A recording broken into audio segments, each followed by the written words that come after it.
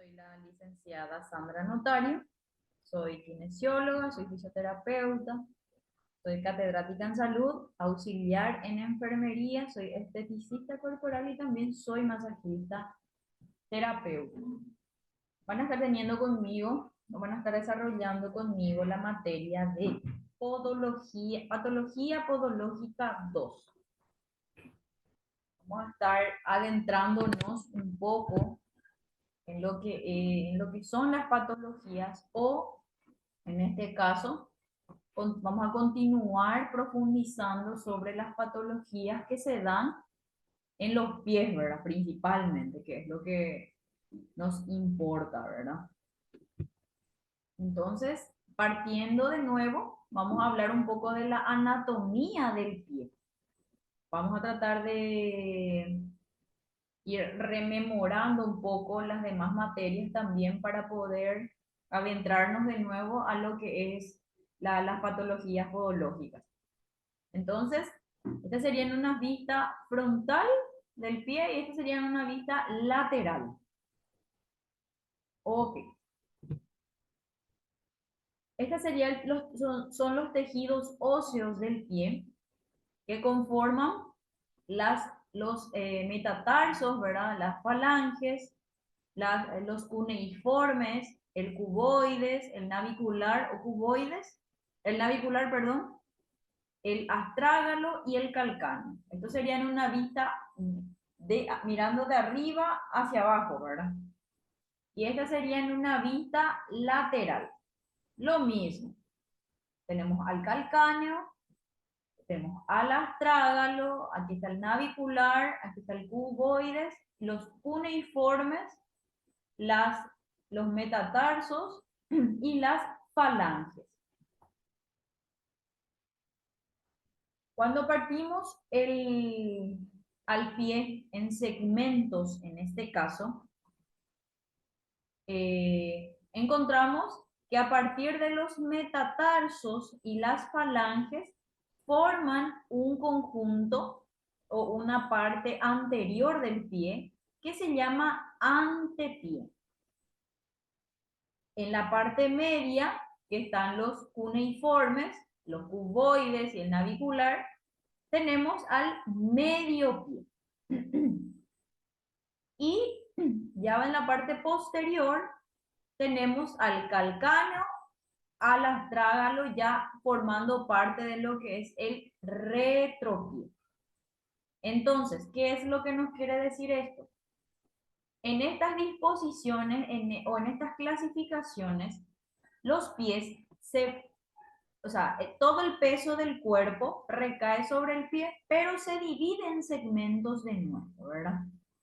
Entonces, un 25% del peso corporal se distribuye en esta zona llamada metatarsofalángica, en esta articulación del dedo gordo, ¿verdad? El otro 25% recae en esta zona metatarsofalángica también, pero del quinto dedo, que sería en la zona del meñique. Y en el retropié se recarga el 50% restante de lo que sería nuestro peso corporal total. Eso para que vayan teniendo en cuenta. ¿Qué es una patología según la OMS? La patología es el estudio de la enfermedad. Es una disciplina que conecta la práctica clínica y la ciencia básica. Es así, ¿no? Implica una investigación de las causas etiológicas de la enfermedad. Causa y etiología es lo mismo, para que tengan en cuenta. De repente si ven, por ejemplo, cuáles son las causas de tal cosa o cuál es la etiología de tal cosa, entonces nos estamos refiriendo a lo mismo. Puede que en su material diga etiología y en el examen le aparezca causas, por ejemplo. O sea, para que sepan distinguir que estamos hablando de lo mismo. Así como el de los mecanismos subyacentes, patogenia, que dan lugar a los signos y síntomas de presentación del paciente. En cuanto a podología o patología podológica, son las enfermedades o alteraciones que se manifiestan en los pies. Entonces, estas patologías son las que se van, serían una clasificación de las tantas patologías que hay, pero vamos a ir mencionando a las más comunes y más frecuentes, ¿verdad? En patología podológica 1 habrán dado, me comentaron algunas compañeras que dieron una cierta cantidad de patologías ya. Entonces, evidentemente nosotros vamos a ir abordando las restantes, ¿verdad? O algunas cuantas más. Aquí, por ejemplo, tenemos los pruritos, los prurigos, las linkenificaciones, las onicocriptosis, la onicomicosis, los tumores benignos de la piel, el síndrome varicoso, pie de atleta, hallux valgus, que es el famoso juanete, la neuropatía diabética, gota, gangrena, fascitis plantar, que es muy común en consultorio de fisioterapia, espolón del talón o espolón calcáneo, traumas abiertos y cerrados del pie doloroso, pie neurológico y la dermatosis. Entonces, estas serían unas clasificaciones de de las diferentes patologías que podemos encontrar en los pies. Ok. Aquí hablaremos de la onicocriptosis. En la clase anterior estuvimos hablando con las compañeras y les estuve mencionando que justamente tenemos que ir familiarizándonos con los términos técnicos ya. Nosotros ya estamos en pos de, ¿verdad? Entonces, tienen que ya comenzar a familiarizarse con los términos y hablar con propiedad. Entonces, si viene un cliente o viene un paciente y te dice, tengo uña encarnada, bueno, tenés una onicocriptosis, sería el término, ¿verdad? Entonces, la onicocriptosis o uña encarnada es una enfermedad ungueal muy frecuente en atención primaria que conlleva gran molestia e incapacidad para el paciente. Esta onicocriptosis se define como una onicopatía mecánica causada por la penetración de los bordes laterales y el extremo distal de la lámina ungueal en el tejido blando periungueal, concretamente con el surco ungueal lateral o medial, muchas veces recidivante. ¿Qué quiere decir recidivante? Que vuelve a repetirse esa lesión. Y frecuente que cursa con dolor y o inflamación, ocasionando a veces un cuadro infeccioso con formación de tejido de granulación del pliegue o pliegues laterales de la uña. Muchas veces también ya con presencia de pus, ¿verdad? Ya infectado. En cuanto a su causa o etiología, tiene una etiología multifactorial, factores extrínsecos como el mal hábito higiénico, el inadecuado corte de uñas, el uso de zapatos pequeños, etc. Y factores intrínsecos, esos eran los factores extrínsecos, que son los factores que determinan estas patologías de manera externa, ¿verdad? Por eso el mal hábito higiénico, el corte inadecuado de uñas y el uso de zapatos pequeños, ¿verdad? Y los factores intrínsecos, que serían lo anatómico o lo fisiológico del cuerpo, que es el del cuerpo, es partiendo de ahí, ¿verdad? Son las alteraciones anatómicas de los dedos o de las uñas. Situaciones sistémicas como la hiperhidrosis, la que sería la sudoración excesiva, la obesidad también, porque cuando hablamos, por ejemplo, de la distribución del peso del cuerpo en los pies, notamos que esa mala pisada también puede ir ocasionando esas malformaciones, incluso en las uñas, para que tengan en cuenta. La diabetes, 2 de 6 pacientes, pie plano y entre otras. La onicocriptosis tiene varios tipos, ¿verdad? En este caso vamos a hablar de 3 grados o estadios de esa onicocriptosis. En este caso, por ejemplo, tenemos el primer grado, donde la uña presiona excesivamente sobre la piel del dedo, provocando enrojecimiento, dolor e inflamación. En un grado 2 se produce una infección con formación de absceso, que sería el pus, ya infectado, ¿verdad? Y en el grado 3, el tejido del dedo se hipertrofia. ¿Qué quiere decir? Se agranda, o sea, se inflama de tal manera que va deformando incluso el dedo, formando un granuloma, que sería una tumoración de células benignas. Aquí teníamos una foto. En este caso, por ejemplo, está hipertrofiada. La inflamación y esa infección provocó que se inflame y que vaya deformando al dedo, ¿verdad? Ok. Y en cuanto a los tratamientos, tenemos los tratamientos conservadores, en los que la onicocriptosis de grado 1 o 2, que no presenten infección, el podólogo podrá realizar una extracción de la espícula mediante instrumental estéril. Si el motivo del uñero ha sido un traumatismo o un calzado puntual, con un correcto corte, perdón, de las uñas, tras la visita al podólogo podemos evitar volver a padecer este problema. Si es que en ese caso es el calzado el que está ocasionando. Es evidente que tenemos que partir siempre de la causa del problema para poder resarcir eso o revertir eso, ¿verdad? Porque en este caso, por ejemplo, cuando es, por ejemplo, por un calzado inadecuado, eso podemos de una vez ya sanado el dedo, evidentemente, para no volver otra vez a lo mismo o para que no vuelva a tener una recidiva, entonces es conveniente que empiecen a cambiar esos hábitos de utilizar ese tipo de calzado.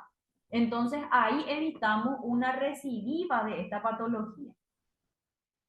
En ocasiones en las que la uña se encarna debido a la forma de nuestra lámina ungueal, podremos tratar de aplicar correctores que modifiquen dicha forma, en ese caso, por ejemplo.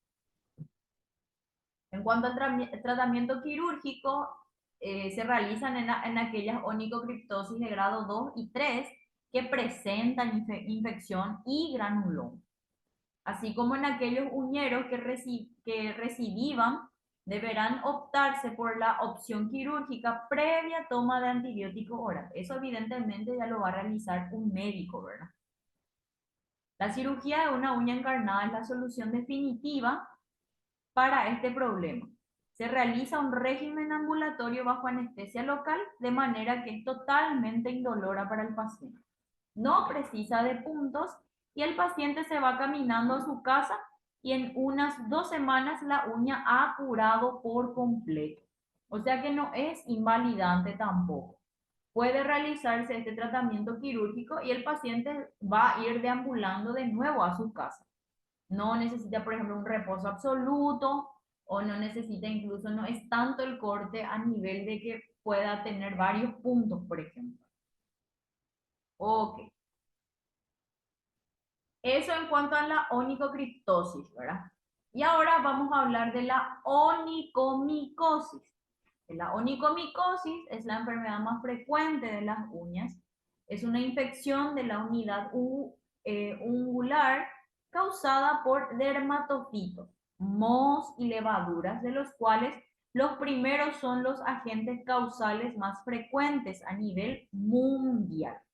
Tenemos que saber diferenciar siempre entre la onicocriptosis y la onicomicosis. Por eso es que les menciono y les reitero, ¿verdad? A las que ya estuvieron en la clase anterior, que tenemos que manejar los términos. Tenemos que saber cuál es la diferencia entre una cosa y otra para poder hablar con propiedad muchas veces. ¿Ok? En este caso entonces, la onicocriptosis era la uña encarnada, hablando mal y pronto, pero tienen que saber evidentemente su nombre técnico.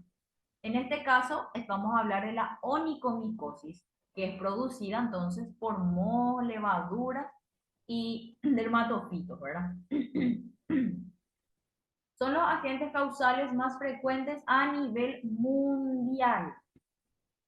En cuanto a su epidemiología o causa, la incidencia de la onicomicosis perdón, ha aumentado en los últimos años, lo que se explica por el amplio uso de ropa y zapatos oclusivos, especialmente zapatillas deportivas. En este caso, no se está refiriendo a las zapatillas que nosotros usamos, por ejemplo, entre casa y demás. Serían zapatillas deportivas, ya sean los calzados cerrados, los championes y demás. A eso es a lo que aboca, ¿verdad? Según diversos estudios, la prevalencia de esta afección en la población general oscila entre el 2 y el 9% de la población.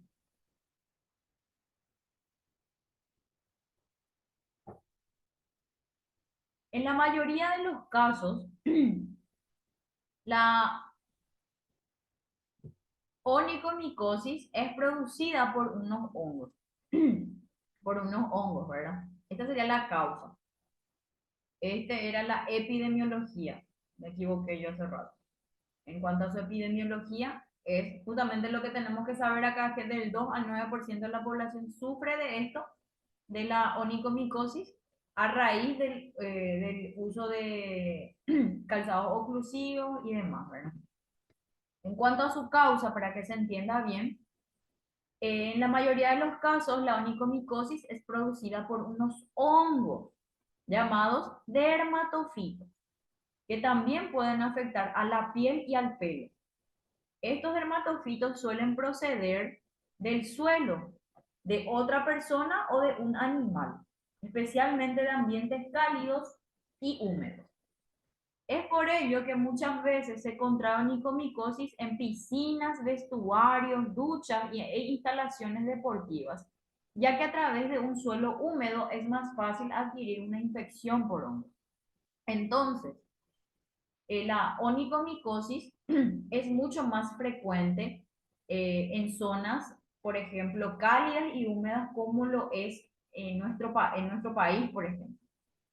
Evidentemente fue lo que, justamente el ejemplo que les había dado a las compañeras en la clase anterior, que no podemos comparar, por ejemplo, ambientes fríos a lo que es nuestro clima, por ejemplo, haciendo una denotación ya a nivel Europa y América, por ejemplo, porque nuestro clima es muy inestable. Quizás allá sí ellos tengan otro tipo de patología en el pie, ¿verdad? Qué sé yo, pero no tanto, no se aboca tanto como en nuestro caso, ¿verdad? Hace calor y nos vamos a la pileta o lo que sea, o incluso como es ese ambiente cálido y húmedo, muchas veces tenemos mucho tiempo calzado cerrado y si tenemos una sudoración excesiva, eso también puede ir ocasionando estos hongos, ¿verdad? Ok. En cuanto a los signos y síntomas, tenemos tres patrones característicos más frecuentes. La subungueal distal, en donde la uña se engrosa y es de color amarillento, con queratina y detritos acumulados en la región distal y por debajo de la uña, que está separada del lecho ungueal onicólisis, ¿verdad? Esta sería entonces la zona. La subungueal proximal, una forma que comienza en la región proximal y es marcadora de inmunosupresión. Más o menos esta zona. Y la superficial blanca, que se observa en una descamación de color blanco con textura de tiza que se disemina por toda la superficie de la uña. Y aquí no tenemos ese ejemplo, pero bueno, o sea, lo que dice es que va descamando en manera de, este color, por ejemplo, sería la manera en la que va descamando. Esta parte me parece que es también. Va descamando, no se observa tan bien, pero es como si la uña se estuviese despegando de lo que es el dedo, ¿verdad? Entonces, es evidente, ¿verdad? La zona ya distal puede ser, pero En la zona ya más o menos, en la zona media que se vaya despegando ya es por esta característica de la onicomicosis. El tratamiento. Si la infección se ha producido en la zona distal, que es el extremo de las uñas, que sería esta zona, esta sería la zona distal y esta es la zona próxima. O en pocas uñas, el tratamiento a escoger consiste en aplicar lacas que contienen fármacos antimicóticos. Otra opción es la abulsión química y mediante cremas queratolíticas o la abulsión quirúrgica. En cambio, si el hongo afecta a la zona lateral y o proximal de las uñas o de una uña, el tratamiento adecuado consiste en tomar antifúngicos orales normalmente durante 4 a 6 meses. O sea que no es muy corto que digamos el tratamiento tampoco. Que se puede prevenir la onicomicosis y dentro de las medidas colectivas para prevenir la onicomicosis se recomienda evitar el estancamiento de aguas en duchas comunitarias, por ejemplo, inclinando las baldosas del suelo, evitando láminas de madera en el suelo o lavando y desinfectando el suelo de forma regular. En cuanto a las medidas individuales, se aconseja tener una buena higiene de los pies y secarlos adecuadamente después de la ducha. ¿Por qué? Porque dijimos que la onicomicosis muchas veces se contagia, o en la mayoría de las veces se contagia del suelo. Por eso es que usualmente cuando compartimos vestuarios o duchas, tenemos que tratar de estar con calzado igual. Por eso es que hay gente, por ejemplo, que está acostumbrada a usar zapatillas dentro del baño, pues. Es para evitar justamente estas cuestiones. Y hasta ahí llegamos con la clase anterior. Eh,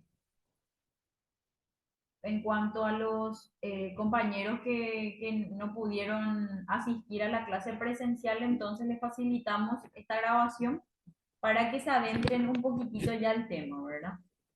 Y bueno, espero verles en la siguiente clase. Vamos a tener nuestra clase presencial ya el próximo lunes entonces y nos vamos a estar viendo, ¿está bien?